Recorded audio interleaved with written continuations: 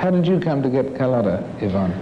Well, I auditioned, actually, for the part of Phyllis, which Alexis got, and came back to New York to do this audition. I wanted very much to work for Hal Prince, if I possibly could.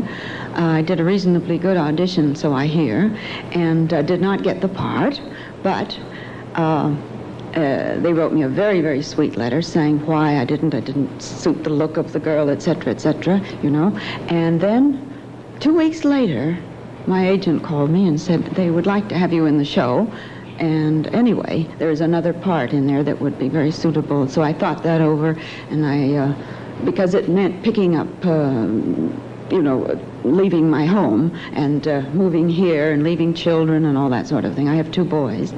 But I decided to do it because I wanted to very much work for Harold Prince and sing for Stephen Sondheim, etc. But then I gather, in fact, it led to the song, your big song, being quite altered from what your big song was going to originally be. Is that right? At first, they thought I was a campy type person.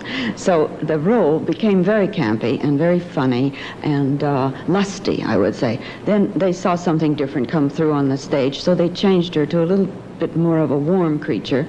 And as a result, the song went out. And another song came in, and I'm very thrilled because it was written specially for me. What was the song that went out? It was called Oh Boy, Can That Boy Foxtrot?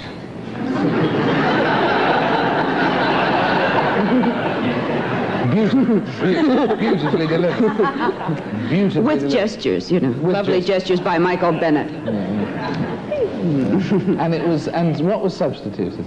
A song sort of from the heart, a song of reminiscence, a song called I'm Still Here. What are your list of leading men? I mean, it's another fantastic list, Yvonne. Who your list? Gable was one of them, and I felt, yes, on Band of Angels, and I found exactly the same thing. He never did not know a line, you know, and he was always ready. And there was Alec Guinness. I made a few pictures in England, by the way. Hotel Sahara with Peter Ustinov. And which other leading men do you spring to mind? Charlton Heston and Yul Brynner and Herman Munster. He gets the biggest of whose other name is Fred Gwynne. And then I can go back and say George Brent and things like that too, you know. I mean, I can go back a little. I read several times, and I'm sure we've talked about it before, but it fascinated me. Tell me, this is a new subject to me, really. Tell me about the Powers School in New York, because that fascinates me. Oh, well, gee.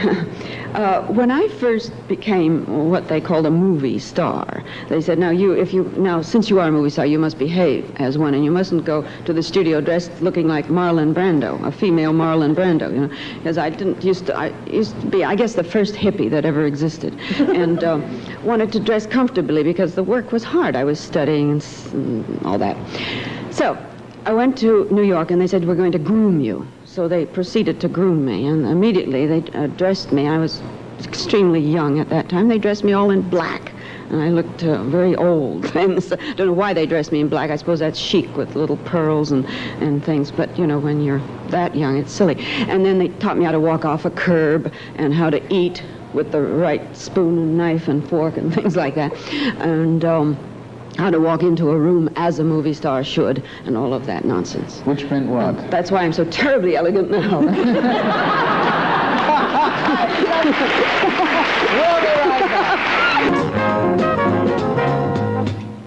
Welcome back with our festive celebration of follies. That was lovely, that story about the Powers.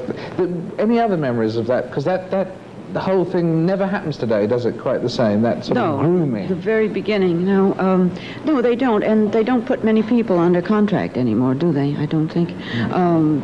You know, like contract players and a group of dancers, let's say. When I was first at Paramount, I was a contract player, but used mostly as a dancer, and for reading, like the shoulder, the over-the-shoulder thing that you told me about, the fellows, just used as a reader with boys that they were going to test, and some of them later became quite famous. Sonny Tufts was Sonny Tufts! Remember that old Yes, expression? And they did the story of Dr. Wassel. I can tell you of an awful lot of pictures I didn't get, you know. You made a marvelous description once. You said, years ago, you said, I was in a great many bosom and sand pictures, you said. Oh, you cleaned that up, good. Yes, camels and deserts and midriffs and things showing, yes. Oh, of course, everything shows nowadays, doesn't it? Yes, yes. Not with me, but I mean, generally speaking.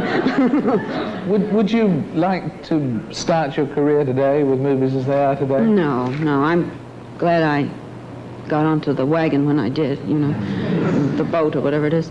And is there one, who was it James Mason first said here, the quote, that everybody's got one picture that they laugh about or that they'd like to see destroyed or whatever. Do you have one of those? Oh, yes, there was a picture called Casbah, and they put me in as the slow-eyed vamp, which is part of it in the song, you know, that I just sang, and walking around in bare feet with a gypsy type of dress, Casbah. I was the other woman. And Marta Torren played the type of gal, it was like Phyllis, very dignified and very lovely, and that would have been the part I would have liked, but I was the slow-eyed native, jungle native type of girl.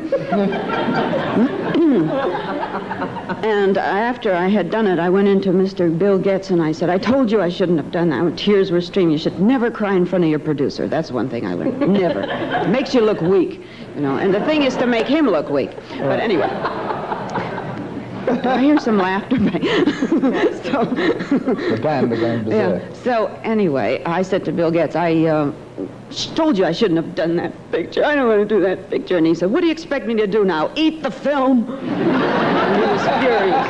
I'll never forget that.